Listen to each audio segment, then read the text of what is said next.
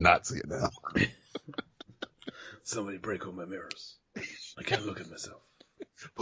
Putin, come here. Look at my face. Okay, so Under Siege. Let's go through the plot of Under Siege. So as I've said, George H.W. Bush has announced that all nuclear weaponry, etc., is going to be decommissioned from the battleships, from the boats, and so the USS Missouri is heading to Pearl Harbor, the 50th anniversary of Pearl Harbor. Mm-hmm. And so on board we have the captain, who is Patrick O'Neill, likes Casey Ryback. So loves him. Good guy.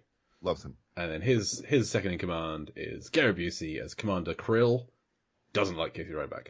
With a name like Krill, you gotta know. Yeah. So it's the captain's birthday coming. Is it the captain's birthday or the admiral's birthday? I think it's the captain's birthday because they didn't want to surprise him. They want to tell him the surprise. So it's the captain's birthday, and Casey Ryback is the ship's cook, the chief petty officer, and the captain likes his cooking. So obviously Seagal's going to be doing the cooking. He's making a beef bouillabaisse and lemon meringue pie or whatever, which he burns. Lemon meringue pies get burned in this film. Yes. They were in the oven for more than a minute. The first casualty of the movie are lemon meringue pie. Shouldn't be in the oven on a high temperature for very long at all. No. Lemon meringue pie, you want to do it with a blowtorch, at best. So. Whoa, easy. Slow down. like a creme brulee. But anyway. Easy, Jim Brown. This isn't the Running Man. Just calm down with the flamethrower. There is no adjacency to do with the Running Man. Otherwise, we'd be covering that every week on this show.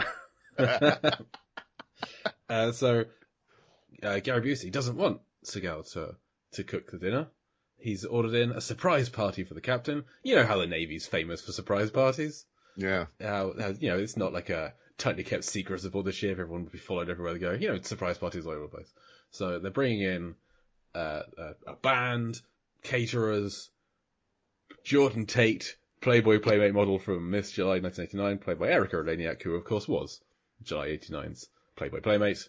Erika Eleniak from Baywatch, and I first saw her in E.T., where she's the little blonde girl who... No! Yeah, when they're having the mind link, he stands on the back of the kid and kisses Erika Eleniak. Now I feel dirty. Yeah.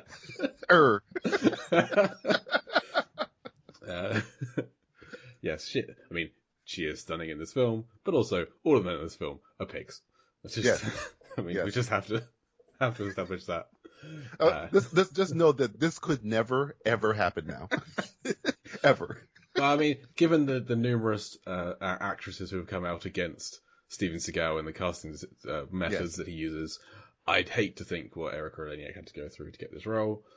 And I'd rather not think about it. I feel very sorry for her. Oof. Anyway. Well, I won't tell you how the beginning of Dark Territory starts out. That's also, like, I'm watching it, I'm like, this could also not happen. I understand Under Siege 2 doesn't take place on a boat. I think it's on a train. That's the first mistake Warner Brothers makes. Okay. It's like, hey, you know what?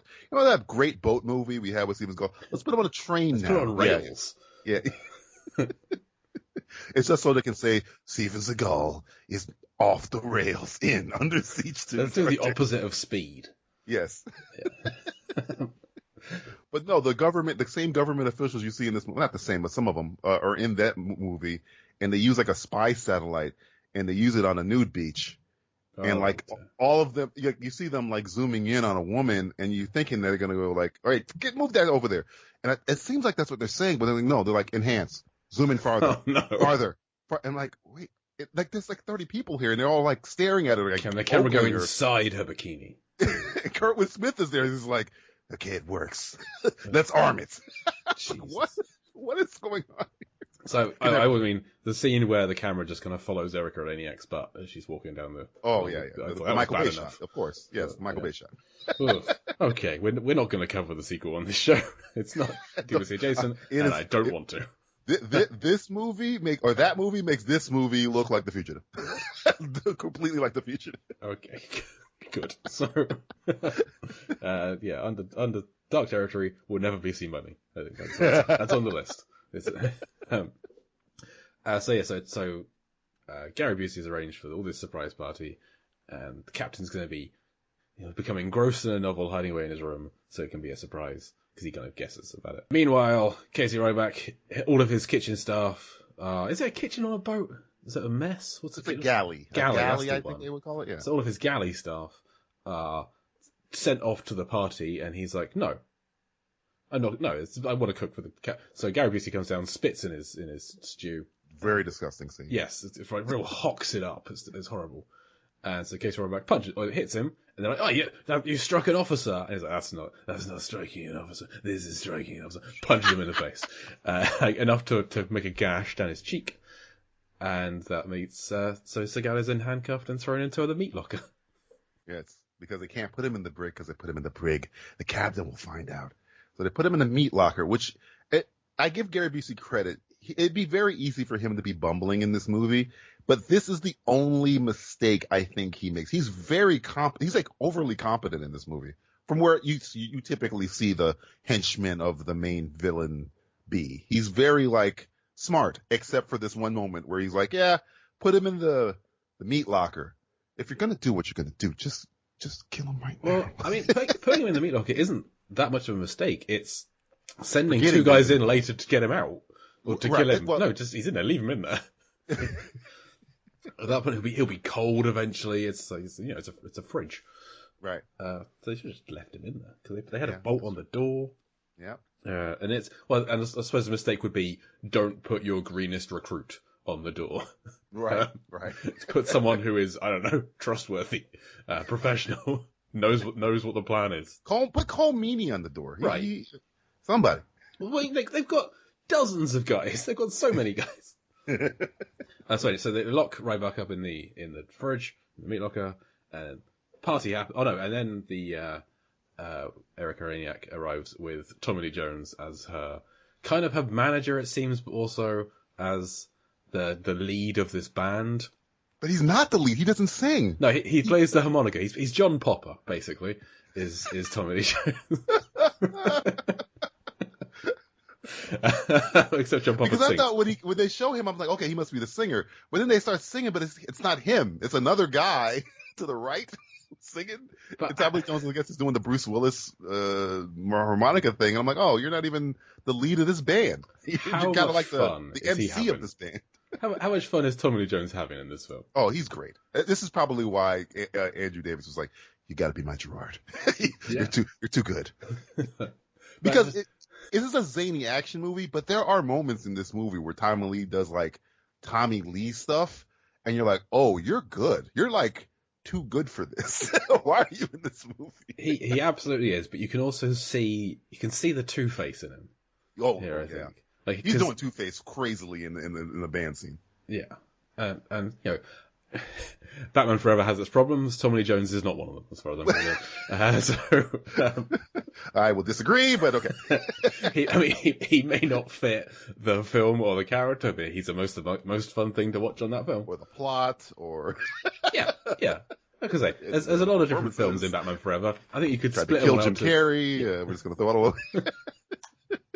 But he's got big sunglasses on, studded leather jacket, big cross bandana. Yep. This is the least Tommy Lee Jones. Tie-dye shirt, of course. Not the tie-dye hippie shirt. Yeah, this is the least Tommy Lee Jones I've ever seen Tommy Lee Jones, and it's great because I'm more used to him Agent K onwards. Yes, yeah. Where he's gruff and dour and hates everything, especially. It's like when in The Fugitive when he pretends to be like somebody, like he's undercover when he's like the homeless guy, and this is kind of like seems like a disguise that Gerard would use to get in to arrest like a fugitive hippie guy. That's what he looks like. I mean, yeah, but I feel like he'd be uncomfortable doing it. Like I don't want to be this kind of showy, this big. This isn't me. But he's a great actor. He's having so much fun, and it's so Tommy fun Lee to watch having fun. When's the last time Tommy Lee had fun? Is it Men in Black? It might be Men in Black. And not even like the sequels. No, like the first Men in Black. I'm like going through his. Not Lincoln. What's he doing in Mechanic Resurrection? Is he having any fun in that? He's in Mechanic Resurrection. Actually, it might be Lincoln. He is having fun in Lincoln. That's Danny Stevens. He's like insulting people. He's an irascible grouch, definitely, but he's got a good script in that. He's spitting some insults at various people. I know, but he's not having fun. Like, Tommy, this is Tommy Lee just hanging onto a microphone, swinging on people's shoulders. Yes, true. Tommy Lee Jones. So, I mean, you could argue Captain America, Captain America, I think is having fun, but not this much. This is definitely the most fun he's had in a long time. I'm not kissing you. I think that was the last time he had a little bit of a wink and a smile kind of thing. He does have one of the greatest. I'm going to go Space Cowboys.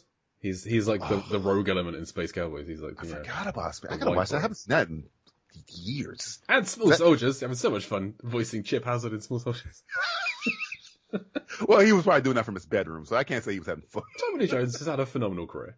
Oh, I just want to say, great. He's a great actor. I'd watch him in anything. May he keep working forever. I mean, I think Ad Astra is probably my least favorite of his films. Oh, Ad Astra. Let me tell you what he wasn't doing in that movie. No. Fun. No one was. No one had fun. I think the movie, the whole point is don't have fun. Just sit here and look at each other.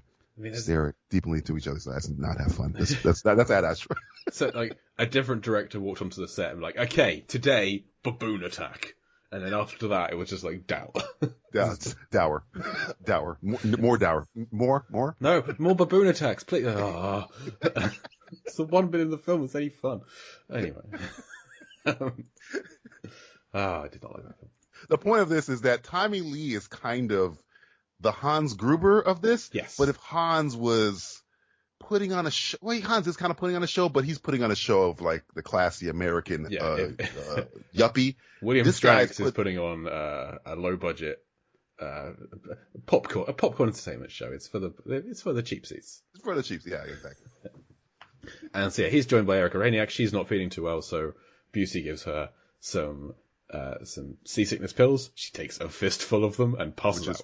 Very bad. Like, why would that be your thought? Like, you know what? I should take 7 of these. But then off screen, she then gets into a big cake and then passes out. And then we don't see her for, I think, half an hour. That might have been gone. Andrew Davis. Like, she can't act. What do you want me to do with her? You know what? I got it. I'm going to put her in a cake 30 minutes into the movie. We'll forget all about her. Nobody won't say any lines. So we back burner Erika Eleniak. And the big party happens. Everything's going on. There's waiters going around the ship to all the people who are still having to work, dishing out hors d'oeuvres. There's the band playing. Gary Busey, in the least necessary turn anything has ever required in any plot, puts drag on, gets dressed up as a lady. And what was the, I guess, what is the purpose of this? It's a very good question. It's a very good question. Because I'm like, he's going to go see the captain anyway. Did he have to do, no, it wasn't like him in drag distracted them from doing anything. They were going to do it anyway. I didn't understand the point of the drag. There is no point. It is completely out of character because everyone is like nudging each other, going, Krill. Maybe he's not such a hard ass after all. Yeah, the only thing I can think is that it was like the writer or director saying, yeah, we'll give you one last thinking of that he's not a bad guy.